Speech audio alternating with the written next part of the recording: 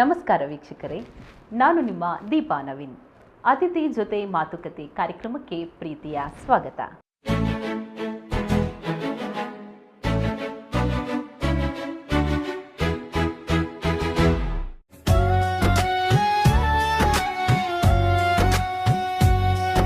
ನಮಸ್ತೆ ಮೇಡಮ್. ನೀವು ಮೂಲತಃ ಮಲ್ನಾಡವರು, ಕುವೆಂಪು ಅವರು ಮಲ್ನಾಡವರು. ಈ ಶಾಲೆ ಹೆಸರು ಕುವೆಂಪು ಅಂತಾನೆ ಇದೆ. ಸೊ ಏನು ಅವಿನಾಭಾವ ಸಂಬಂಧ ಇರಬಹುದು? ಹೌದು ಮೇಡಮ್, ನೀವು ಹೇಳಿದ ಹಾಗೆ ಅವಿನಾಭಾವ ಸಂಬಂಧ ಖಂಡಿತ ಇದೆ. ಯಾಕಂತ ಹೇಳಿದರೆ ಕುವೆಂಪುರವರ ಅತಿ ದೊಡ್ಡ ಅಭಿಮಾನಿ ನಾನು. ಅವರ ಬರವಣಿಗೆಗೆ ಕೂಡ ನಾನು ಬಹಳಷ್ಟು ಮೆಚ್ಚಿಕೊಂಡು ಅದನ್ನು ಜೀವನದಲ್ಲಿ ಕೆಲವೊಂದು ಸಂಗತಿಗಳನ್ನು ನಾನು ಫಾಲೋ ಮಾಡ್ತಾ ಇದ್ದೇನೆ. ಹಾಗಾಗಿ ಕುವೆಂಪುರವರು ಹೆಸರು, ಕುವೆಂಪುರವರ ಮಲೆನಾಡಿನಲ್ಲೇ ಹುಟ್ಟಿದ ನಾನು, ಅದರ ಜೊತೆಯಲ್ಲಿ ಕುವೆಂಪುರವರ ಹೆಸರಿರುವಂಥ ಈ ಶಾಲೆಯಲ್ಲಿ ನನಗೊಂದು ಸೇವೆ ಮಾಡುವಂಥ ಅವಕಾಶ ಸಿಕ್ಕಿರುವುದು ನನ್ನ ಸೌಭಾಗ್ಯವೇ. ನೀವು ಈ ಶಾಲೆಗೆ ವರ್ಗಾವಣೆಯಾಗಿ ಬರುವುದಕ್ಕಿಂತ ಮೊದಲು ಬೇರೆ ಯಾವುದಾದ್ರೂ ಶಾಲೆಗಳಲ್ಲಿ ಕಾರ್ಯನಿರ್ವಹಿಸಿಕೊಂಡು ಬಂದಿದ್ದೀರಾ? ಹೌದು ಮೇಡಮ್, ನಾನು ಈ ಶಾಲೆಗೆ, ಇದು ನನ್ನ ವೃತ್ತಿ ಜೀವನದ 2ನೇ ಶಾಲೆ. ಸೊ ಇದರ ಮೊದಲು ನಾನು ಅಪಾಯಿಂಟ್ ಆದಾಗ, ಹೊಸದಾಗಿ ನೇಮಕಾತಿಗೊಂಡಾಗ ನಾನು ರಹಮತ್ ನಗರ, ಕಿನ್ಯ ಹತ್ತಿರ ಇದೆ, ದೇರಳಕಟ್ಟೆ ದಾಟಿ ಆಚೆ ಹೋಗಬೇಕು. ರಹಮತ್ ನಗರದಲ್ಲಿ ನಾನು ಫಸ್ಟ್ ಅಪಾಯಿಂಟ್ಮೆಂಟ್ ಆದದ್ದು. ಸುಮಾರು 10 ವರ್ಷಗಳ ಕಾಲ ನಾನಲ್ಲಿ ಸೇವೆ ಸಲ್ಲಿಸಿದೆ. ಆ ನಂತರ ನನಗೆ ಅಲ್ಲಿಂದ ಒಂದು ಕ್ಲಸ್ಟರ್ ರಿಸೋರ್ಸ್ ಪರ್ಸನ್ ಆಗಿ ನಾನು ಪರೀಕ್ಷೆ ಬರೆದು ಅದರಲ್ಲಿ ನೇಮಕಾತಿಯಾಗಿ ಆ ನಂತರ ಅಲ್ಲಿ 4 ವರ್ಷಗಳ ಕಾಲ ಸೇವೆ ಸಲ್ಲಿಸಿದೆ. ಅಲ್ಲಿಂದ ನನಗೆ ನನ್ನ ಅಲ್ಲಿ ಸಮಯಾವಕಾಶ ಅಥವಾ ಅವಧಿ ಮುಗಿದ ನಂತರ ನನಗೊಂದು ಶಾಲೆಗೆ ಬರಲೇಬೇಕಿತ್ತು. ಆಗ ನನ್ನ ಅದೃಷ್ಟ, ಈ ಶಾಲೆ ಒಂದು ವೇಕೆಂಟ್ ಪೋಸ್ಟ್ ಇತ್ತು, ಇಲ್ಲಿ ಖಾಲಿ ಹುದ್ದೆ ಇತ್ತು. ಹಾಗಾಗಿ ನಾನು ಈ ಶಾಲೆಯನ್ನು ತೆಗೆದುಕೊಂಡೆ. ಆದರೆ ಈ ಶಾಲೆಯಲ್ಲಿ ನನಗೆ ದುಡಿಲಿಕ್ಕೆ, ಒಂದು ಸೇವೆ ಮಾಡಲಿಕ್ಕೆ ಅವಕಾಶ ಸಿಕ್ಕಿರೋದು ನನ್ನ ಸೌಭಾಗ್ಯ. ಅದರ ಜೊತೆಯಲ್ಲಿ ನನಗಿದು ನನ್ನ ವೃತ್ತಿ ಜೀವನದ 2ನೇ ಶಾಲೆ. ಮೇಡಮ್, ನೀವು ಈ ಶಾಲೆಗೆ ಬಂದು ಎಷ್ಟು ವರ್ಷಗಳಾಯಿತು? ಆಮೇಲೆ ನೀವು ಬರುವಾಗ ಈ ಶಾಲೆಯ ಸ್ಥಿತಿಗತಿ ಯಾವ ರೀತಿಯಾಗಿತ್ತು? ಮೇಡಮ್, ನಾನು ಈ ಶಾಲೆಗೆ ಬಂದು ಇಲ್ಲಿಗೆ 8 ವರ್ಷಗಳಾಯಿತು. ಸೊ ಇಲ್ಲಿ ಬಂದಂಥ ಸಂದರ್ಭದಲ್ಲಿ ಸುಮಾರು 180 ವಿದ್ಯಾರ್ಥಿಗಳಿದ್ದರು, 8 ಜನ ಶಿಕ್ಷಕರಿದ್ದರು. ಮತ್ತು ಇಲ್ಲಿ ಸಾಮಾನ್ಯವಾಗಿ ಕನ್ನಡ ಮಾಧ್ಯಮ ಮಾತ್ರ ಇತ್ತು. ಹಾಗೂ ವ್ಯವಸ್ಥಿತವಾದ ಶಾಲೆ ಆಗಿತ್ತು. ಮತ್ತು ಒಂದು ಉತ್ತಮವಾದಂತಹ ನಾಯಕತ್ವ ಗುಣ ಹೊಂದಿರುವಂಥ ಒಬ್ಬರು ಉದಯ ಮೇಡಮ್ ಅಂತ ಅವರು ಚಾರ್ಜಲ್ಲಿದ್ದರು. ಆಗ ಬಂದಾಗ ನನಗೆ ಬಹಳಷ್ಟು ಖುಷಿಯಾಯಿತು. ಇಷ್ಟು ದೊಡ್ಡ ಕ್ಯಾಂಪಸ್, ಇಷ್ಟು ದೊಡ್ಡ ಶಾಲೆ, ಮತ್ತು ಮಕ್ಕಳು ಕೂಡ ಇಲ್ಲಿ 180 ಮಕ್ಕಳಿದ್ದಾರೆ. ಆ ರೀತಿ ತುಂಬಾ ಇಷ್ಟಪಟ್ಟು ನಾನು ಈ ಶಾಲೆಯಲ್ಲಿ ನನ್ನ ವೃತ್ತಿಯನ್ನು ಮಾಡಬೇಕು ಅಂತ ಹೇಳಿ ಆಸೆ ಪಟ್ಟದ್ದು. ದಾಖಲಾತಿ ಹೆಚ್ಚಿಸುವ ಸವಾಲು ನಿಮ್ಮ ಮುಂದೆ ಇತ್ತು. ಈ ಸವಾಲನ್ನು ನೀವು ಯಾವ ರೀತಿಯಾಗಿ ನಿಭಾಯಿಸಿದ್ದೀರಾ? ಹೌದು, ದಾಖಲಾತಿನ ಹೆಚ್ಚಿಸಲಿಕ್ಕೆ ಪಟ್ಟಂಥ ಶ್ರಮ ಬಹಳಷ್ಟಿದೆ ಮೇಡಮ್. ಅದನ್ನು ನಾನು ವಿವರವಾಗಿ ನಿಮ್ಮಲ್ಲಿ ಹೇಳಲಿಕ್ಕೆ ಇಚ್ಛೆ ಪಡ್ತೇನೆ. ಖಂಡಿತ. ಸೊ ಅದರಲ್ಲಿ ನಾನು ಬಂದಂಥ ಸಂದರ್ಭದಲ್ಲಿ ಈ ಶಾಲೆಯಲ್ಲಿ ಒಬ್ಬ ಕ್ರಿಯಾಶೀಲ ಮುಖ್ಯ ಶಿಕ್ಷಕರಿದ್ದರು, ಉದಯಕುಮಾರಿ ಅಂತ. ಅವರು ಕ್ರಿಯಾಶೀಲರು. ನನಗೂ ಕೂಡ ಆ ವಿಚಾರದಲ್ಲಿ ಆಸಕ್ತಿ ಹೆಚ್ಚಿತ್ತು. ಅಂಥ ಸಂದರ್ಭದಲ್ಲಿ ನಾನು ಅವರಲ್ಲಿ ಒಂದು ಪ್ರಸ್ತಾಪವನ್ನಿಟ್ಟೆ. ನಾವು LKG UKGಯನ್ನು ಬೇರೆ ಕಡೆಗಳಲ್ಲೆಲ್ಲ ಸ್ಟಾರ್ಟ್ ಮಾಡಿದ್ದಾರೆ, ನಾವು ಕೂಡ ಸ್ಟಾರ್ಟ್ ಮಾಡಿದರೆ ನಮ್ಮಲ್ಲಿ ಕೂಡ ಮಕ್ಕಳ ಸಂಖ್ಯೆ ಹೆಚ್ಚಾಗುವ ಸಾಧ್ಯತೆ ಇದೆ ಅಂತ ಹೇಳಿ ನಾನು ಪ್ರಸ್ತಾಪವನ್ನು ಅವರಲ್ಲಿ ಇಟ್ಟಾಗ ಅವರು ಒಮ್ಮೆ ಆಲೋಚನೆ ಮಾಡಿದರು. ಯಾಕಂದರೆ ನನಗಿಂತ ಅನುಭವಿಗಳು, ಸರ್ವಿಸಲ್ಲಿ ನನಗಿಂತ ಹಿರಿಯರು, ಮತ್ತು ಈ ಶಾಲೆಯಲ್ಲಿ ಅವರು ಅನುಭವಿಗಳಾಗಿದ್ದರು. ಅಂಥ ಸಂದರ್ಭದಲ್ಲಿ ಮತ್ತು ಇಲಾಖಾ ನಿಯಮಗಳು ಪ್ರತಿಯೊಂದನ್ನು ಅವರು ಆಲೋಚನೆ ಮಾಡಿ ಒಂದು ಸಲ ಅವರು ಮೌನವಾಗಿ ತಟಸ್ಥರಾದರು. ಆ ನಂತರದಲ್ಲಿ ನನ್ನ ಸ್ನೇಹಿತೆ ಮತ್ತು ನನ್ನ ಆತ್ಮೀಯರಾದಂಥ ಕ್ಲಸ್ಟರ್ ರಿಸೋರ್ಸ್ ಪರ್ಸನ್ ಆಗಿರುವ ಗ್ಲಾಡಿಸ್ ಅವರು ನನಗೆ ಪರಿಚಯ. ಅವರು ನಮ್ಮ ಕ್ಲಸ್ಟರ್ನ, ಈ ಶಾಲೆಯ ಒಬ್ಬ ರಿಸೋರ್ಸ್ ಪರ್ಸನ್ ಆಗಿದ್ದರು, ಕ್ಲಸ್ಟರ್ ರಿಸೋರ್ಸ್ ಪರ್ಸನ್ ಆಗಿದ್ದರು. ಸೊ ಅವರ ಮೂಲಕ ನಾನು ಒಮ್ಮೆ HMಗೆ ನೀವೊಂದು ಮಾತು ಹೇಳಿ, ನಾನು ಆ್ಯಸ್ ಅ ಟೀಚರ್ ನಾನು ಹೇಳ್ತಾ ಇದ್ದೇನೆ, ಆ್ಯಸ್ ಅ CRP ನೀವೊಂದು ಮಾತು ಹೇಳಿದರೆ HM ಅವರು ಸ್ವಲ್ಪ ಒಪ್ಪಿಕೊಂಡಾರು ಅಂಥೇಳಿ ಆಗಿತ್ತು. ಆದರೆ ನಮ್ಮ ಉದಯ ಮೇಡಮ್ಗೆ ಆಸಕ್ತಿ ಇತ್ತು. ಆದರೆ ಅವರು ಸ್ವಲ್ಪ ಆಗು ಹೋಗುಗಳ ಬಗ್ಗೆ ಮತ್ತು ಹಣಕಾಸಿನ ವಿಚಾರದ ಬಗ್ಗೆ ಆಲೋಚನೆ ಮಾಡ್ತಾಯಿದ್ರು. ಅಂಥ ಸಂದರ್ಭದಲ್ಲಿ ನಾನು ಮತ್ತು ಗ್ಲಾಡಿಸ್ ಅವರ ಮೂಲಕ ಮತ್ತು ನಾನು ಕೂಡ ಸ್ವಲ್ಪ ಒತ್ತಾಯವನ್ನು ಹೇಳಿದೆ. ಇಲ್ಲ, ನಾವಿದ್ದೇವೆ ನಿಮ್ಮೊಟ್ಟಿಗೆ, ನಾನಿದ್ದೇನೆ ನಿಮ್ಮ ಜೊತೆಯಲ್ಲಿ, ಎಲ್ಲದಕ್ಕೆ ಕೂಡ ಸಕ್ಸಸ್ ಆಗುವ ರೀತಿಯಲ್ಲಿ ಅಲ್ಲಿವರೆಗೆ ನಾನು ನಿಲ್ತೇನೆ, ಇದನ್ನೊಂದು ನಾವು ಮಾಡುವ ಅಂಥೇಳಿ ಕೇಳಿಕೊಂಡೆ. ಅದು LKG UKGಯನ್ನು ಸ್ಟಾರ್ಟ್ ಮಾಡುವಂಥದ್ದು. ಆ ನಂತರ ಅವರು ಕ್ರಮೇಣ ಒಪ್ಪಿಕೊಂಡು ನಾವು 3 ಜನರ ಒಂದು ತಂಡ ಆಯಿತು. ನಾನು, ಉದಯಕುಮಾರಿ ಮೇಡಮ್ ಮತ್ತು ಗ್ಲಾಡಿಸ್ ಅವರು. ಸೊ ನಾವು 3 ಜನರ ಒಂದು ತಂಡ ಮಾಡಿಕೊಂಡು ಇದಕ್ಕೆ ರೂಪುರೇಷೆಗಳನ್ನು ಹಾಕಲಿಕ್ಕೆ ಪ್ರಾರಂಭಿಸಿದೆವು. ನಿಮ್ಮ ಯೋಚನೆ ಹಾಗೂ ಯೋಜನೆಯನ್ನು ಯಾವ ರೀತಿಯಾಗಿ ಅನುಷ್ಠಾನಕ್ಕೆ ತಂದ್ರಿ? ಸರಿ ಮ್ಯಾಮ್, ನಾವಂದರೆ ಮೊದಲು ಕನ್ನಡ ಮಾಧ್ಯಮದಲ್ಲಿ ಇದ್ದಂಥ ವಿದ್ಯಾರ್ಥಿಗಳ ದಾಖಲಾತಿನ ಹೆಚ್ಚಿಸಲಿಕ್ಕೆ ಮೊದಲು ಪ್ರಯತ್ನ ಮಾಡಿದೆವು. 1ನೇ ತರಗತಿಗೆ ದಾಖಲಾಗುವಂಥ ವಿದ್ಯಾರ್ಥಿಗಳಿಗೆ 1,000 FD ಇಡ್ತೇವೆ, ಫಿಕ್ಸೆಡ್ ಡಿಪಾಸಿಟ್ ಇಡ್ತೇವೆ ಅಂತ ಪ್ರಚಾರ ಮಾಡಿದೆವು. ಆ ಪ್ರಚಾರ ಮಾಡಬೇಕಾದ್ರೆ ನಮಗೆ ಮಕ್ಕಳ ಸಂಖ್ಯೆ ಸುಮಾರು 7 ಮಕ್ಕಳು ಬಂದು ಜಾಯ್ನ್ ಆದರು 1ನೇ ತರಗತಿಗೆ. ನಮಗೆ 1ನೇ ತರಗತಿಗೆ ಮಕ್ಕಳು ಒಂದು ಸುಮಾರು 30-40 ಮಕ್ಕಳು ಜಾಯ್ನ್ ಆದರೆ ಅಥವಾ ದಾಖಲಾತಿ ಆದಲ್ಲಿ ಆಗ ಶಾಲೆಯ ಸ್ಟ್ರೆಂತ್ ಆಟೋಮೆಟಿಕಲಿ ಹೆಚ್ಚಾಗ್ತಾ ಹೋಗುತ್ತೆ. ಆದರೆ ನಮಗೆ ಕಂಡಂಥದ್ದಂದರೆ 7 ಮಕ್ಕಳು ಮಾತ್ರ. 7 ಮಕ್ಕಳು ಅಂತ ಹೇಳಿದರೆ ಒಂದು ತರಗತಿ ನಡೆಸಲಿಕ್ಕೆ ಮಿನಿಮಮ್ 20 ಮಕ್ಕಳಾದರೂ ಇರಬೇಕು. ಬಟ್ ಅಷ್ಟನ್ನು ನಾವು ಹೆಚ್ಚಿಸಬೇಕು ಅನ್ನೋ ಆಲೋಚನೆ ಇತ್ತು ನಮಗೆ. ಏನು ಮಾಡಿದ್ದೇವೆ ಅಂತ ಹೇಳಿದರೆ, ಇನ್ನೂ ಹೆಚ್ಚಿನ ಪ್ರಚಾರ ಮಾಡಲಿಕ್ಕೆ ನಾವು ಅಂಗನವಾಡಿಗಳಿಗೆ ಭೇಟಿ ಕೊಟ್ಟೆವು.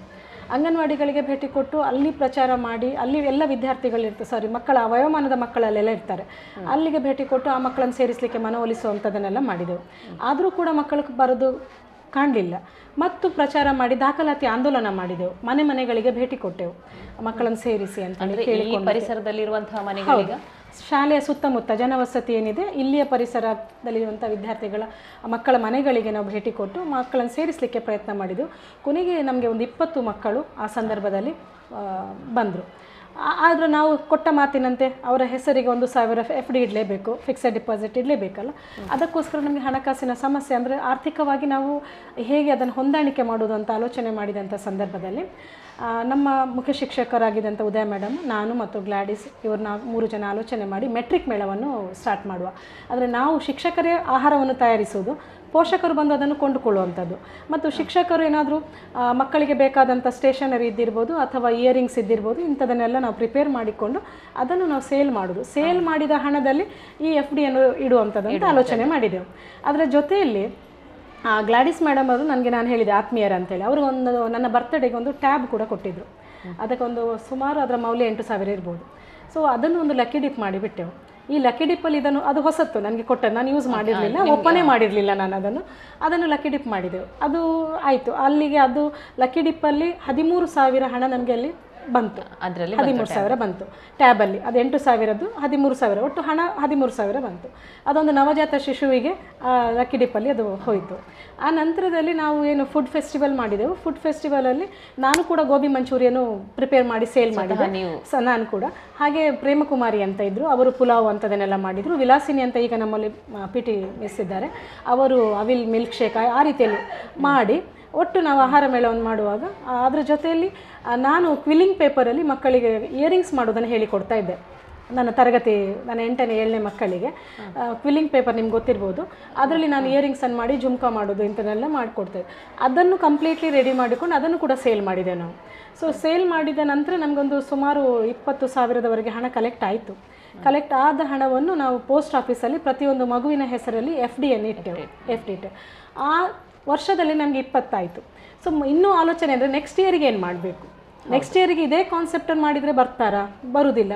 ಸೊ FD ಇಡುವಾಗ 20 ಬಂದವರು ನೆಕ್ಸ್ಟ್ 1,000ದ ಆಸೆಗೆ ಯಾರು ಬರಲಿಕ್ಕಿಲ್ಲ. ಏನು ಮಾಡಬೇಕು ಅಂಥೇಳಿ ಮುಂದೆ ನಮ್ಗೆ ಇನ್ನೂ ಕೂಡ ಭವಿಷ್ಯದ ಬಗ್ಗೆ ನಾವು ಆಲೋಚನೆ ಮಾಡಲಿಕ್ಕೆ ಪ್ರಾರಂಭಿಸಿದೆವು.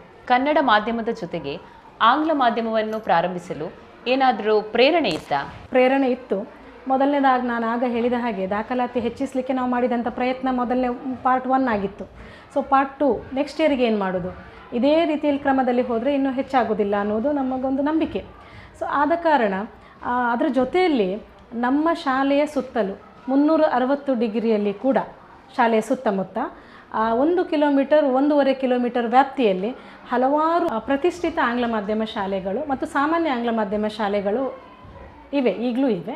ಸೊ ಈ ಹಂತದಲ್ಲಿ ನಮ್ಮಲ್ಲಿ ಕನ್ನಡ ಮಾಧ್ಯಮ ಮಾತ್ರ ಇದ್ದರೆ ನಮ್ಮ ಮಕ್ಕಳ ಸಂಖ್ಯೆ ತರಗತಿಗಳಲ್ಲಿ ನಮ್ಮ ದಾಖಲಾತಿ ಹೆಚ್ಚಾಗುವುದಿಲ್ಲ ಅನ್ನೋದು ನಮಗೆ ಗೊತ್ತಾಗಿತ್ತು, ಅರಿವಾಗಿತ್ತು.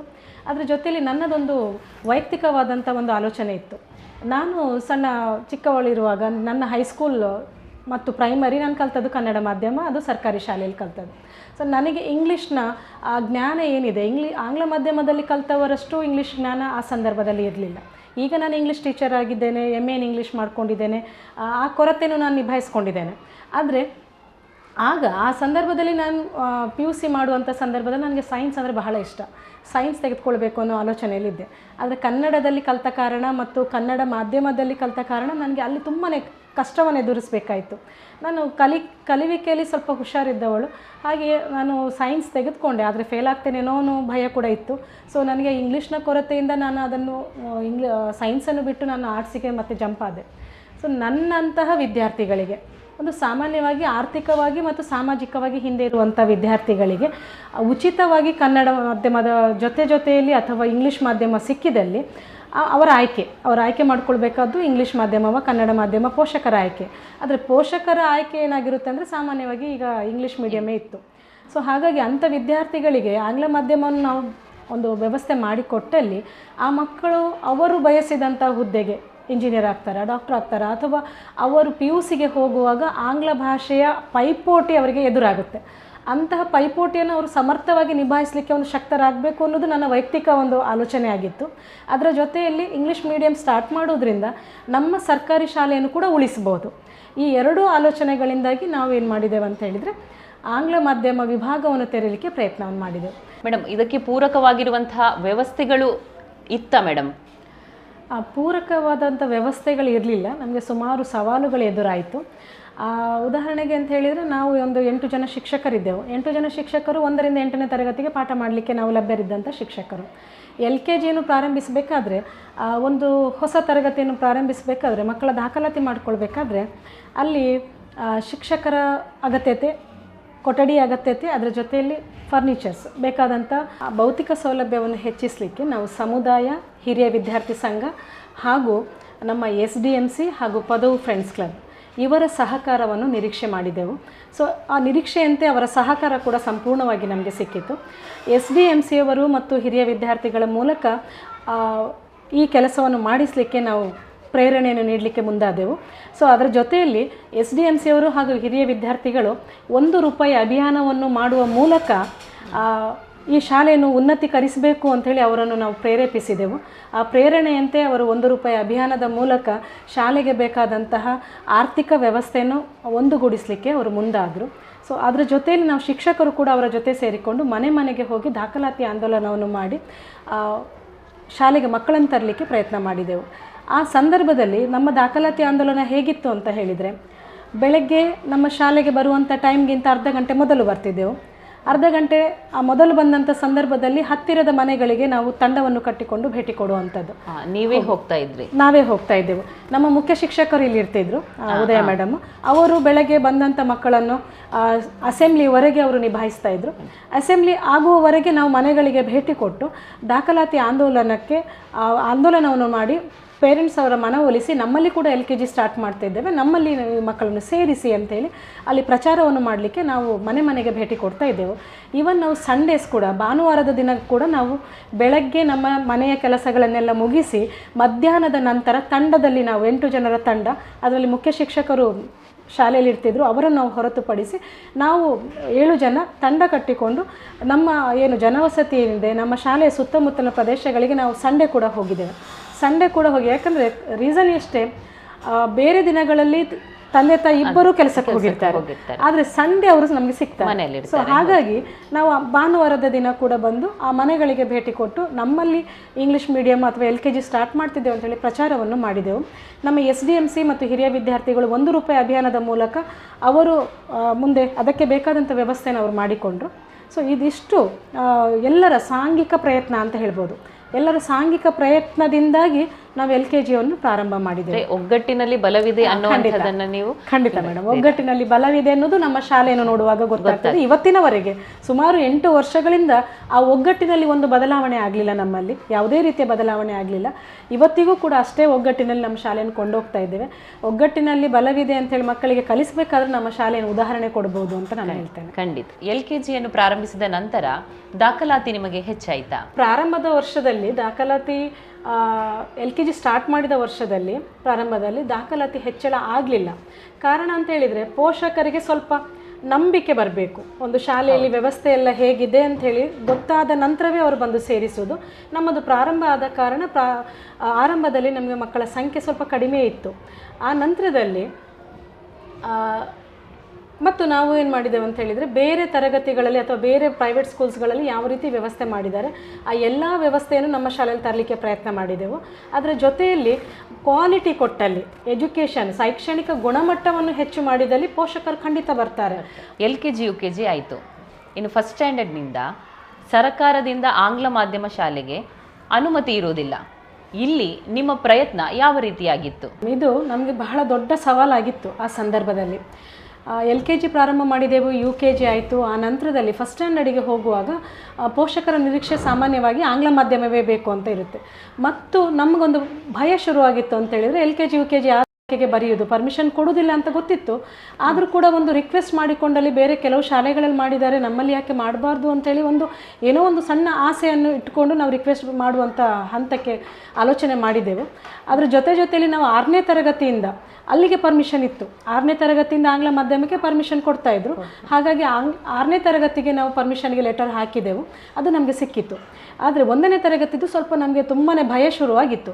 ಇಂತಹ ಸಂದರ್ಭದಲ್ಲಿ ಆಗಿನ ಮುಖ್ಯಮಂತ್ರಿಗಳಾಗಿದ್ದ ಸನ್ಮಾನ್ಯ HD ಕುಮಾರಸ್ವಾಮಿ ಅವರು ಒಂದು ಘೋಷಣೆಯನ್ನು ಮಾಡ್ತಾರೆ. 1000 ಶಾಲೆಗಳಲ್ಲಿ 2019-20 ಇಸವಿಯಲ್ಲಿ 1000 ಶಾಲೆ ಕರ್ನಾಟಕ 1000 ಶಾಲೆಗಳಲ್ಲಿ ಆಂಗ್ಲ ಮಾಧ್ಯಮವನ್ನು 1ನೇ ತರಗತಿಯಿಂದಲೇ ಪ್ರಾರಂಭ ಮಾಡ್ತೇವೆ ಅಂತ. ಇದು ನಮಗೆ ಹೇಗಾಯಿತು ಅಂತ ಹೇಳಿದರೆ, ರೋಗಿ ಬಯಸಿದ್ದು ಹಾಲು ಅನ್ನ, ವೈದ್ಯರು ಹೇಳಿದ್ದು ಹಾಲು ಅನ್ನೋದು ಹಾಗೆ ಆಯಿತು. ಸೊ ನಾವು ಆ ಪರಿಸ್ಥಿತಿಯಲ್ಲಿದ್ದೆವು, ನಮಗೆ ಇಂಗ್ಲೀಷ್ ಮೀಡಿಯಂ ಬೇಕು ಅಂತೇಳಿ ತಕ್ಷಣಕ್ಕೆ ಈ ಅನೌನ್ಸ್ಮೆಂಟ್ ಆದ ಕೂಡಲೇ ನಾವು ತುಂಬ ಖುಷಿಪಟ್ಟೆವು. ಆ ಸಂದರ್ಭದಲ್ಲಿ ಮಾನ್ಯ ಶಾಸಕರು ಈ ತರಗತಿಗಳನ್ನು ಬಂದು ಉದ್ಘಾಟನೆ ಮಾಡಿದರು. ಅವರ ಸಪೋರ್ಟ್ ಸುಮಾರು ಸಿಕ್ಕಿತ್ತು. ಶ್ರೀಯುತ ವೇದವ್ಯಾಸ್ ಕಾಮತ್ ಸರ್ ಅವರು ಆ ಸಂದರ್ಭದಲ್ಲಿ ಉದ್ಘಾಟನೆಯನ್ನು ಮಾಡಿ ಇದಕ್ಕೆ ಅಡಿಪಾಯವನ್ನು ಹಾಕಿಕೊಟ್ಟು ನಾವು ಈ ಹಂತಕ್ಕೆ ತಲುಪಲಿಕ್ಕೆ ಸಹಕಾರವನ್ನು ನೀಡಿದರು ಅಂತ ಹೇಳ್ಬೋದು. ನೀವು ಇವಾಗ ಹೇಳಿದ್ರಿ ಶಾಸಕರು ಬಂದು ಉದ್ಘಾಟನೆ ಮಾಡಿದ್ರು ಅಂತ ಹೇಳಿ. ಈಗ ವೇದವ್ಯಾಸ್ ಕಾಮತ್ರವರದ್ದು ಏನಾದರೂ ಕೊಡುಗೆ ಈ ಶಾಲೆಗೆ ಇದೆಯಾ? ಖಂಡಿತ ಮೇಡಮ್, ಬಹಳಷ್ಟು ಕೊಡುಗೆಯನ್ನು ಕೊಟ್ಟಿದ್ದಾರೆ. ಮೊದಲಿಗೆ ಅವರು ನಮ್ಮ ಶಾಲೆಯನ್ನು ದತ್ತು ಶಾಲೆಯನ್ನಾಗಿ ಸ್ವೀಕಾರ ಮಾಡಿದರು. ಆ ಸ್ವೀಕಾರ ಮಾಡಿದಂಥ ಸಂದರ್ಭದಲ್ಲಿ ನಮ್ಮ ಶಾಲೆಯಲ್ಲಿ ಆಗ ಪ್ರಾರಂಭದಲ್ಲಿ ಆಂಗ್ಲ ಮಾಧ್ಯಮನ ಅವ್ರು ಪ್ರಾರಂಭಿಸಿದೆವು. ಆಂಗ್ಲ ಮಾಧ್ಯಮ ಆಯ್ಕೆ ಆಗಬೇಕಾದ್ರೆ ಅವರದೊಂದು ಕೂಡ ಸಪೋರ್ಟ್ ಇತ್ತು ಅಂತ ಹೇಳಲಿಕ್ಕೆ ನಾನು ಇಚ್ಛೆ ಪಡ್ತೇನೆ. 1ನೇ ತರಗತಿಗೆ ಅಂದರೆ ಶಾಲೆಗಳನ್ನು ಆಯ್ಕೆ ಮಾಡಿ ಕಳಿಸ್ಬೇಕಾದ್ರೆ ಅವರು ಕೂಡ ಅದರಲ್ಲಿ ನಮ್ಮ ಶಾಲೆನ ಆಯ್ಕೆ ಮಾಡಿ ಕಳಿಸಿದರು. ಅದರ ಜೊತೆಯಲ್ಲಿ ನಮ್ಮ ಶಾಲೆಗೆ ಬೇಕಾದಂಥ ಭೌತಿಕ ಸೌಲಭ್ಯಗಳನ್ನು ಒದಗಿಸಲಿಕ್ಕೆ ಅವರು ಸಾಕಷ್ಟು ಸಹಕಾರವನ್ನು ನಮಗೆ ನೀಡಿದ್ದಾರೆ. ನಾವು ಆಭಾರಿ ಕೂಡ ಆಗಿದ್ದೇವೆ ಅವರಿಗೆ. ನಮ್ಮ ಶಾಲೆ ಈ ಎತ್ತರಕ್ಕೆ ಬೆಳೀಲಿಕ್ಕೆ ಅವರು ಕೂಡ ಕಾರಣಕರ್ತರು ಅಂತ ಹೇಳಲಿಕ್ಕೆ ಇಚ್ಛೆ ಪಡ್ತೇನೆ. ಮತ್ತೊಂದು, ಅವರಿಗೆ ನಮ್ಮ ಶಾಲೆ ಮತ್ತು ನಮ್ಮ ಇಡೀ ಕ್ಯಾಂಪಸ್ನ ಬಗ್ಗೆ ಬಹಳಷ್ಟು ಒಂದು ವ್ಯಾಮೋಹ ಇದೆ. ಅದರ ಜೊತೆಯಲ್ಲಿ ಅಭಿಮಾನ ಕೂಡ ಇದೆ. ಯಾವುದೇ ಸಂದರ್ಭದಲ್ಲಿ ನಮ್ಮ ಶಾಲೆ, ನಮ್ಮ ಇಲ್ಲಿಯ ಶಿಕ್ಷಕರು ನಮ್ಮನ್ನು ಅವರು ಹೊಗಳದೆ ಇರುವುದಿಲ್ಲ. ಅಷ್ಟು ಅಭಿಮಾನವನ್ನು ಇಟ್ಟುಕೊಂಡು ನಮ್ಮ ಶಾಲೆ ಅಭಿವೃದ್ಧಿಗೆ ನಮ್ಮ ಜೊತೆ ಸದಾ ನಿಂತಿದ್ದಾರೆ. ಸಂಘ ಸಂಸ್ಥೆಗಳ ಸಹಕಾರ ನಿಮಗೆ ಯಾವ ರೀತಿಯಾಗಿದೆ? ಮೇಡಮ್, ನಮ್ಮ ಶಾಲೆ ಈ ಹಂತಕ್ಕೆ ಬೆಳಿಬೇಕಾದ್ರೆ ಶಿಕ್ಷಕರ ಪ್ರಯತ್ನ ಮಾತ್ರ ಅಲ್ಲ, ಇಲ್ಲಿಯ ಸಂಘ ಸಂಸ್ಥೆಗಳು ಅವರ ಪ್ರಯತ್ನದಿಂದಾಗಿ ನಾವಿವತ್ತು ಈ ಹಂತಕ್ಕೆ ತಲುಪಲಿಕ್ಕೆ ಕಾರಣ ಅಂತ ಹೇಳ್ತೇನೆ. ಮುಖ್ಯ ಕಾರಣ ಅವರುಗಳೇ. ಸುಮಾರು 50 ವರ್ಷಗಳಿಂದ ನಮ್ಮ ಶಾಲೆಗೆ ಮೇಡಮ್ ಸಂಘ ಸಂಸ್ಥೆಗಳ ಸಹಕಾರ ನಿಮಗೆ ಹೇಗಿದೆ ಅಂತ ಹೇಳಿ ಇವಾಗಷ್ಟೇ ಹೇಳಿದ್ದೀರಾ ನೀವು. ಇನ್ನು ಇಲ್ಲಿ ಪೋಷಕರ ಸಹಕಾರ ನಿಮಗೆ ಯಾವ ರೀತಿಯಾಗಿದೆ? ನಮಗೆ ಪೋಷಕರಿಂದ ಉತ್ತಮ ಸ್ಪಂದನೆ ಇದೆ ಮೇಡಮ್ ನಮ್ಮ ಶಾಲೆಗೆ. ಆ ಪೋಷಕರು ನಮ್ಮ ಮೇಲೆ ಇಟ್ಟಿರುವಂಥ ಭರವಸೆ, ನಾವು ಅವರಿಗೆ ಕೊಡ್ತಾ ಇರುವಂಥ ಉತ್ತಮ ಗುಣಮಟ್ಟದ ಇದು ಏನಾಗಿದೆ ಅಂತ ಹೇಳಿದರೆ, ಒಂದೇ ನಾಣ್ಯದ 2 ಮುಖಗಳ ಹಾಗೆ ಆಗಿದೆ. 2 ಕೈಗಳು ಜೋಡಿಸಿದರೆ ಚಪ್ಪಾಳೆ ಅನ್ನುವ ರೀತಿಯಲ್ಲಿ ಪೋಷಕರ ಬೆಂಬಲ, ಸಹಕಾರ, ವಿಶ್ವಾಸ ಇಲ್ಲದೇ ಇದ್ದರೆ ನಾವೇನೂ ಮಾಡಲಿಕ್ಕಾಗೋದಿಲ್ಲ. ಆ ರೀತಿ ಎಲ್ಲ ಪೋಷಕರು ಬಹಳಷ್ಟು ಸಪೋರ್ಟಿವ್ ಆಗಿದ್ದುಕೊಂಡು ನಮಗೆ ನಮ್ಮ ಶಾಲೆ ಬೆಳವಣಿಗೆಗೆ ಸಹಕಾರ ಕೊಡ್ತಾ ಇದ್ದಾರೆ. ಅಂಥ ಪೋಷಕರಲ್ಲಿ ಹಲವರ ಹೆಸರಿದೆ. ಇಲ್ಲಿ ಉಲ್ಲೇಖ ಮಾಡಲಿಕ್ಕೆ ಹೋದರೆ ಸುಮಾರು 500-600 ಜನರ ಉಲ್ಲೇಖವನ್ನು ಮಾಡಬೇಕಾಗ್ತದೆ. ನಾನು ಮುಖ್ಯವಾಗಿ ಕೆಲವರ ಹೆಸರಂತ ಹೇಳಲಿಕ್ಕೆ ಇಚ್ಛೆ ಪಡ್ತೇನೆ. ಅವರು STMC ಸದಸ್ಯರುಗಳು ಕೂಡ ಆಗಿದ್ದಾರೆ. ಆ ನೆಲೆಯಲ್ಲಿ ಅವರು ನಮ್ಮ ಶಾಲೆಗೆ ಸಾಕಷ್ಟು ಸಹಕಾರವನ್ನು ಕೊಡ್ತಾ ಇದ್ದಾರೆ. ಮೊದಲನೇದಾಗಿ ಪಂಚಮಿ ಅವರು, ಅವರ ಮಗನನ್ನು ಇಲ್ಲಿ ನಮ್ಮ ಶಾಲೆಗೆ ಸೇರಿಸಬೇಕು ಅಂತ ಬಹಳ ಆಸಕ್ತಿಯಿಂದ ಬಂದು ಸೇರಿಸಿದವರು. ಪ್ರಮೀಳರವರು, ದೀಕ್ಷಿತರವರು ತಂದು ಹಾಕಿದ್ರು. ಸ್ವಲ್ಪ ಅಸಮಾಧಾನ ಇತ್ತು ಅವರಿಗೆ, ಹೇಗಿದೆಯೋ ಏನೋ ಅಂತ. ಆದರೆ ಇವತ್ತು ನಮ್ಮ ಶಾಲೆಯನ್ನು ಮೆಚ್ಚಿಕೊಂಡಿರುವಂಥ ಒಬ್ಬ ಪೋಷಕರಾಗಿದ್ದಾರೆ ಅವರು. ಆ ನಂತರ ರೇಖಾರವರು, ಹಾಗೆ ಜ್ಯೋತಿರವರು, ಮತ್ತೊಬ್ಬರು ಅಂತ ಹೇಳಿದರೆ ಸುಮಾ ಅವರು ಹೊಸದಾಗಿ ಪ್ರೈವೇಟ್ ಸ್ಕೂಲಿಂದ ನಮ್ಮಲ್ಲಿಗೆ ತಂದು ಮಗುವನ್ನು ಸೇರಿಸಿದ್ದಾರೆ. ಸೇರಿಸಿದ ನಂತರ ಅವರಿಗೆ ಅದರಲ್ಲಿ ಬದಲಾವಣೆ, ಅವರ ಮಗಳಲ್ಲಿ ಬದಲಾವಣೆ ಕಂಡಿದೆ. ಅವ್ರು ಹೇಳಿದ್ದುಂಟು, ಮೊನ್ನೆ ಒಂದು STMC ಸಭೆ ಮತ್ತು ಪೋಷಕರ ಸಭೆ ಆಗುವಾಗ ಒಂದು ಮಾತನ್ನು ಹೇಳಿದರು, ನನ್ನ ಮಗಳು ಇಷ್ಟೋ ವರ್ಷ ಒಂದು ಖಾಸಗಿ ಶಾಲೆಯಲ್ಲಿ ಕಲಿಯುವಾಗ ಇಲ್ಲದಂಥ ಪ್ರಗತಿ ಇಲ್ಲಿ ಬಂದು ನನಗೆ 6 ತಿಂಗಳು ಅವಳಲ್ಲಿ ಪ್ರಗತಿ. ಇಲ್ಲಿ ವಿಕಲಚೇತನ ಮಕ್ಕಳಿದ್ದಾರೆ, ಆ ಮಕ್ಕಳಿಗೆ ಯಾವ ರೀತಿಯಾದಂಥ ಶಿಕ್ಷಣವನ್ನು ನೀಡ್ತಾ ಇದ್ದೀರಾ ಮತ್ತು ಎಷ್ಟು ಚಾಲೆಂಜಿಂಗ್ ಆಗಿದೆ ನಿಮಗೆ? ವಿಕಲಚೇತನ ವಿದ್ಯಾರ್ಥಿಗಳಿಗೆ ಒಂದು ಶಿಕ್ಷಣವನ್ನು ನೀಡುವುದು ಅಂತ ಹೇಳಿದರೆ ನಾನು ಮೊದಲ ಆದ್ಯತೆಯನ್ನು ಕೊಡಲಿಕ್ಕೆ ಇಚ್ಛೆ ಪಡ್ತೇನೆ.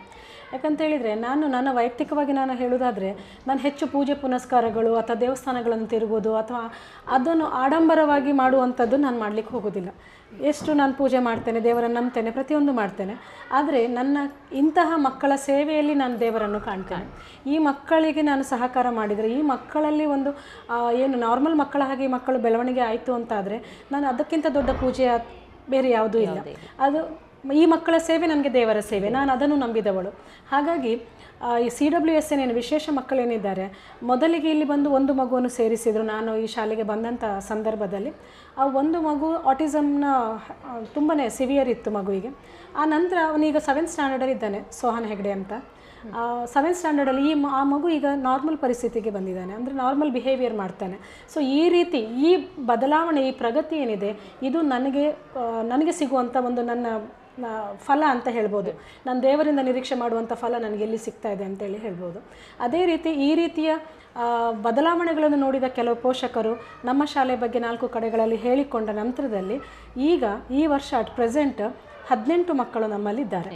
ಹೆಚ್ಚಿನ ಕಡೆಗಳಲ್ಲಿ ಏನಾಗುತ್ತೆ ಅಂತ ಹೇಳಿದ್ರೆ, ಇಂಥ ಮಕ್ಕಳನ್ನು ತೆಗೆದುಕೊಳ್ಬೇಕಾದ್ರೆ ಶ್ಯಾಡೋ ಟೀಚರ್ ಇಡಬೇಕು ಅಥವಾ ಅವರ ಕಡೆ ಗಮನ ಕೊಡಲಿಕ್ಕೆ ಆಗೋದಿಲ್ಲ ಅಂತ ಹೇಳ್ತಾರೆ. ಬಟ್ ನಾನು ಯಾವಾಗಲೂ ಬರುವಂಥ ಪೋಷಕರಿಗೆ ಹೇಳೋದು ಒಂದೇ ಮಾತು, ಯಾವತ್ತೂ ನಾನು ನಿರಾಕರಣೆ ಮಾಡಲಿಲ್ಲ. ನಿಮ್ಮ ಮಗು ವಿಶೇಷ ಮಗುವ ನಮ್ಮಲ್ಲಿ ಸೇರಿಸಿ, ನಮ್ಮ ಸಾಮಾನ್ಯ ಮಕ್ಕಳೊಟ್ಟಿಗೆ ಅವರು ಇರಲಿ. ನಾನು ಹೆಚ್ಚು ಮಾಡದಿದ್ದರೂ ಸಾಮಾನ್ಯ ಮಕ್ಕಳೊಟ್ಟಿಗೆ ಸೇರಿಕೊಂಡ್ರೆ ತನ್ನಷ್ಟಕ್ಕೆ ಮಕ್ಕಳ ಏನು ಬಿಹೇವಿಯರಲ್ಲಿ, ವರ್ತನೆಯಲ್ಲಿ ಬದಲಾವಣೆ ಆಗಿ ಮಕ್ಕಳು ಸಾಮಾನ್ಯರಾಗ್ತಾರೆ ಅನ್ನೋದು ನನ್ನ ನಂಬಿಕೆ. ಹಾಗೆ ಈಗ ಅಟ್ ಪ್ರೆಸೆಂಟ್ 18 ವಿದ್ಯಾರ್ಥಿಗಳಿದ್ದಾರೆ. ಬರುವ ವರ್ಷಕ್ಕೆ ಕೂಡ ಟೀಚಿಂಗ್ ಮಾಡೋದು ಹೇಗೆ? ಟೀಚಿಂಗ್ ಮಾಡೋದು ಹೇಗೆ ಅಂತ ಹೇಳಿದರೆ, ಈಗ ಬಂದ ನಂತರ ಮಕ್ಕಳನ್ನು ಸಮನ್ವಯ ಶಿಕ್ಷಣ ನಮ್ಮ ವಿದ್ಯಾರ್ಥಿಗಳ ಜೊತೆ ಸೇರಿಸಿಕೊಂಡು ತರಗತಿ ಕೋಣೆಗಳಲ್ಲಿ ನಾವು ಕಲಿಸುವಂಥ ವಿಷಯವೂ ಅವರ ಕಿವಿಗೆ ಬೀಳಬೇಕು. ಕೆಲವು ವರ್ತನೆಗಳಲ್ಲಿ ಬದಲಾವಣೆ ಆಗಬೇಕು. ಆದರೆ ಅವರಿಗೆ ಪ್ರತ್ಯೇಕವಾಗಿ ನಾವೇನು ಮಾಡ್ಕೊಂಡಿದ್ದೇವೆ ಅಂದರೆ, ಒಂದು ಆ್ಯಕ್ಷನ್ ಪ್ಲ್ಯಾನ್ ಮಾಡ್ಕೊಂಡಿದ್ದೇವೆ, ಕ್ರಿಯಾ ಯೋಜನೆ. ಪ್ರತಿ ಮಗುವಿನ ಸಮಸ್ಯೆ ಏನು, ಯಾವ ವಿಷಯದಲ್ಲಿ ಹಿಂದೆ ಇದೆ ಮಗು. ಉದಾಹರಣೆಗೆ ಆಟಿಸಮ್ನ ಮಗು ಇರ್ಬೋದು, ಸ್ಲೋ ಲರ್ನರ್ ಇದ್ದಿರ್ಬೋದು, ಕಿವಿ ಕೇಳದಿರ್ಬೋದು. ಈ ರೀತಿ ಅಂಥ ಮಕ್ಕಳಿಗೆ ಅವರ ಸಾಮರ್ಥ್ಯಕ್ಕೆ ತಕ್ಕ ಹಾಗೆ ಅವರಿಗೆ ಬೇಕಾದ ಕ್ರಿಯಾ ಯೋಜನೆಯನ್ನು ಮಾಡ್ಕೊಳ್ತೇವೆ. ಆ ಕ್ರಿಯಾ ಯೋಜನೆಯ ಪ್ರಕಾರ ನಮ್ಮ 8 ಅವಧಿಗಳು, ಶಾಲೆಯಲ್ಲಿ 8 ಅವಧಿ ಏನಿದೆ, ಆ 8 ಅವಧಿಯಲ್ಲಿ 2 ಅವಧಿಗಳನ್ನು ಅವರ ಕಾಂಪಿಟೆನ್ಸೀಸ್, ಅವರಿಗೆ ಬೇಕಾದ ಸಾಮರ್ಥ್ಯವನ್ನು ಕಲಿಸಲಿಕ್ಕೋಸ್ಕರ ಮೀಸಲಿಟ್ಟಿದ್ದೇವೆ. ಸೊ ಆ ಟೈಮಲ್ಲಿ ಆ 2 ಪೀರಿಯಡ್ ಈ ಮಕ್ಕಳನ್ನು ಕರೆದುಕೊಂಡು ಹೋಗಿ ನಾವು ಕಲಿಸುವಂಥದ್ದು. ಎರಡನೇದು ಅಂತ ಹೇಳಿದರೆ, ಅವರಿಗೆ ಕಲಿಸಬೇಕಾದ್ರೆ ನಾವು ಸಾಮಾನ್ಯವಾಗಿ ನಾವು ವಿಶೇಷ ಶಿಕ್ಷಣ ಪಡೆದ ಶಿಕ್ಷಕರು ನಮ್ಮಲ್ಲಿ ಇರಲಿಲ್ಲ. ಸರ್ಕಾರದಿಂದ ನೇಮಕ ಆದಂಥ ಶಿಕ್ಷಕರಲ್ಲಿ ಕೂಡ ಸಮನ್ವಯ ಶಿಕ್ಷಣದ ತರಬೇತಿ ಪಡೆದಿದ್ದೇವೆ.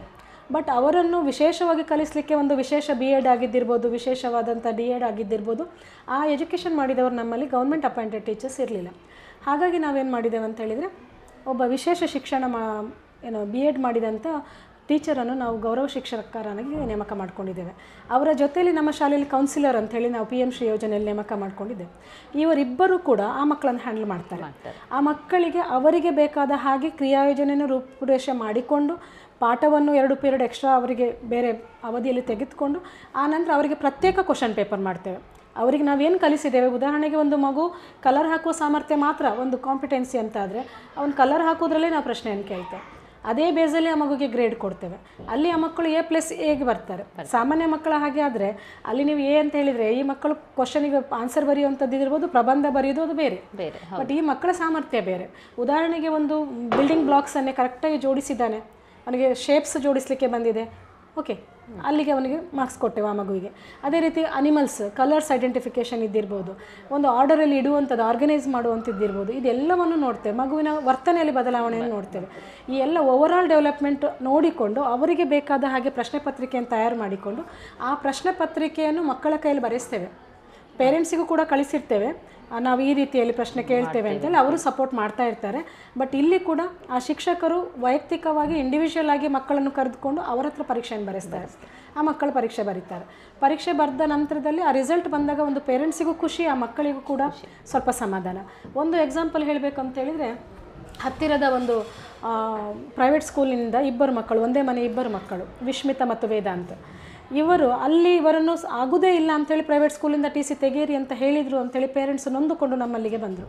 ನಾನು ಒಂದು ಮಾತು ಹೇಳಿದೆ, ಅವರನ್ನು ಇಲ್ಲಿ ಸೇರಿಸಿ, ನೀವು ಟೆನ್ಷನ್ ಮಾಡಬೇಡಿ, ವಿತಿನ್ 1 ಇಯರಲ್ಲಿ ನಿಮಗೆ ರಿಸಲ್ಟ್ ಸಿಗುತ್ತೆ ಹೇಳಿದೆ.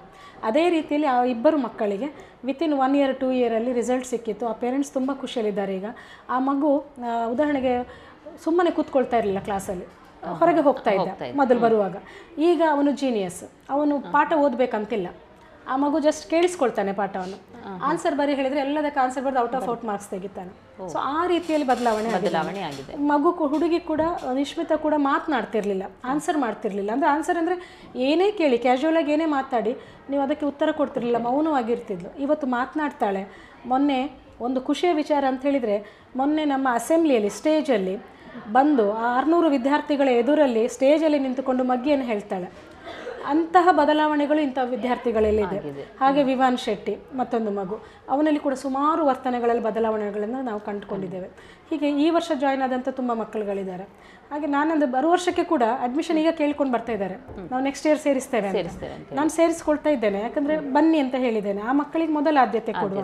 ನಾನು ಆಗ ಹೇಳಿದಾಗೆ ಅವರಿಗೆ ಸೇವೆ ಮಾಡೋದು ನನ್ನ ಪುಣ್ಯದ ಕೆಲಸ ಅಂತ ಹೇಳಿ, ನನ್ನ ಸೌಭಾಗ್ಯ ಅಂತ ಆಲೋಚನೆ ಮಾಡ್ತೇನೆ ನಾನು. ಈಗ ಅಂಥ ಮಕ್ಕಳಿಗೆ ನೀವು ವಿಶೇಷವಾಗಿ ಏನಾದರೂ ಆಕ್ಟಿವಿಟೀಸ್ ಏನಾದರೂ ಇದೆಯಾ ಅಂಥ ಮಕ್ಕಳಿಗೆ? ಅವ್ರಿಗೆ ವಿಶೇಷವಾದ ಆಕ್ಟಿವಿಟೀಸ್, ಅವರಿಗೆ ಸ್ಪೋರ್ಟ್ಸ್ ಕಂಡಕ್ಟ್ ಮಾಡಬೇಕಾದ್ರೆ ನಾರ್ಮಲ್ ಮಕ್ಕಳೊಟ್ಟಿಗೆ ಸ್ಪೋರ್ಟ್ಸ್ ಕಂಡಕ್ಟ್ ಮಾಡೋದಿಲ್ಲ. ಅವರಿಗೆ ಬೇಕಾದಾಗೆ ನಿನ್ನೆ ಮೊನ್ನೆ ಮಾಡಿದ್ದೇವೆ ನಾವು, ಸ್ಪೋರ್ಟ್ಸ್ ಕಂಡಕ್ಟ್ ಮಾಡ್ಕೊಳ್ತೇವೆ. ಅದರಲ್ಲಿ ಫಸ್ಟ್ ಸೆಕೆಂಡ್ ಅಂತ ಹೇಳುವಂಥದ್ದು, ಬೇರೆ ಸ್ಪರ್ಧೆಗಳನ್ನು ಮಾಡ್ತೇವೆ ಅವರಿಗೆ, ಅದರಲ್ಲಿ ಅವರು ನೋಡಿಕೊಳ್ಳುವಂಥದ್ದು. ಮತ್ತೊಂದು ಅಂತ ಹೇಳಿದರೆ, ಆ ಮಕ್ಕಳನ್ನು ನೋಡ್ಕೊಳ್ಳಿಕ್ಕೆ ನಾವು ಆಯಾ ಅವರನ್ನು ಕೂಡ ನೇಮಕ ಮಾಡಿದ್ದೇವೆ. ಯಾಕೆಂದರೆ ಅವರಿಗೆ ಆಯಾ ಬೇಕಾಗ್ತಾರೆ. ಒಂದು ಊಟ ಮಾಡುವಾಗ ಇದ್ದಿರ್ಬೋದು, ಅಥವಾ ವಾಶ್ರೂಮಿಗೆ ಹೋಗುವಾಗ ಇದ್ದಿರ್ಬೋದು, ಮಕ್ಕಳು ಬೀಳ್ಬೋದು, ಅಥವಾ ಕೆಲವು ಮಕ್ಕಳು ಓಡಿ ಹೋಗ್ತಾರೆ, ಆಟಿಸಮ್ನ ಮಕ್ಕಳು ಓಡಿ ಹೋಗ್ತಾ ಇರ್ತಾರೆ, ಅವ್ರನ್ನ ಹಿಡಿಲಿಕ್ಕೆ ಕಷ್ಟ. ಅಂಥದ್ರಲ್ಲಿ ಅವರ ಸೇಫ್ಟಿ ನೋಡಲಿಕ್ಕೋಸ್ಕರ ಮತ್ತು ಅವರಿಗೊಂದು ಸಹಾಯ ಆಗಲಿ ಅನ್ನುವ ಉದ್ದೇಶಕ್ಕೆ ನಮ್ಮ SDMC ಮತ್ತು ವಿದ್ಯಾದೇವಿ ಎಜುಕೇಷನಲ್ ಚಾರಿಟೇಬಲ್ ಟ್ರಸ್ಟ್ ವತಿಯಿಂದ ಇಬ್ಬರು ಆಯಾ ಅವರನ್ನು ನೇಮಕ ಮಾಡಿದ್ದೇವೆ ವಿಶೇಷ ಮಕ್ಕಳಿಗಾಗಿ. ಆ ಆಯಾ ಅವರ ಕೆಲಸ ಇಷ್ಟೇ, ಅವರು ಒಂದು ಕಡೆ ಕುರ್ಚಿಯನ್ನು ಹಾಕಿಕೊಳ್ಳೋದು, ಈ ಮಕ್ಕಳು ಹೊರಗೆ ಹೋಗೋದಾಗೆ ನೋಡಿಕೊಂಡು ಅವರ ಸೇಫ್ಟಿಯನ್ನು ನೋಡಿಕೊಳ್ಳುವಂಥದ್ದು, ಊಟ ಮತ್ತು ವಾಶ್ರೂಮ್ಗೆ ಹೋಗುವಾಗ ಮಕ್ಕಳಿಗೆ ಸಹಕಾರವನ್ನು ಕೊಡುವಂಥದ್ದು. ಈ ರೀತಿ ವ್ಯವಸ್ಥೆ ಮಾಡಿಕೊಂಡು ಆ ಮಕ್ಕಳಿಗೂ ಕೂಡ ಸಹಾಯ ಸಿಗಲಿ ಅಂತೇಳಿ ನಾವು ಕೆಲಸ ಮಾಡ್ತಾ ಇದ್ದೇವೆ.